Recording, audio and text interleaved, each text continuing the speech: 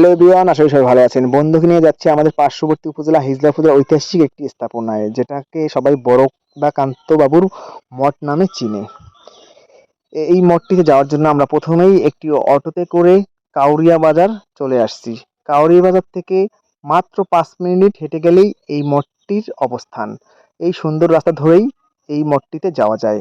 এই মঠটি 1899 সালে তখনকার জমিদার বরদাকান্ত মিত্র রায় চৌধুরী নির্মাণ করেন। এটি হলো তার বাবা রামকায়ন মিত্র ও তার মায়ের সমাধিস্থল। এটা নির্মাণ করতে প্রায় 2 বছর সময় লেগেছিল। এটার কারিগরদের আনা হয়েছিল ভারত থেকে। এটার উচ্চতা প্রায় 80 ফিট। এটাতে উঠতে হলে আপনাকে 22টি সিঁড়ি পার হয়ে উঠতে হবে। এটি 10% জমির উপর নির্মিত। এটার পাশে রয়েছে জমিদারের পূজা করার নাথ মন্দির। সেখানে জমিদার নিয়মিত পূজা করতেন। এটির নিচে রয়েছে অনেকগুলো কক্ষ, যা 1905 সালে নির্মাণ করা হয়।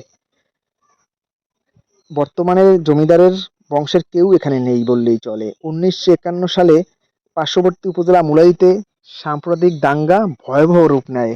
তখন হিন্দু মুসলিমদের মধ্যে অনেক ভয়াবহ একটা দাঙ্গা সৃষ্টি হয়। ওই বছরই তার বংশধররা দেশ থেকে চলে যায়।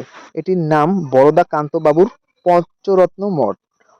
এটিকে 2018 সালে বাংলাদেশ সরকার পুরাকীর্তি হিসাবে অন্তর্ভুক্ত করে। এটির অবস্থান হিজলা উপজেলার গুয়াবাড়িয়া ইউনিয়নের কাউরিয়া বন্দরের একদম কাছে।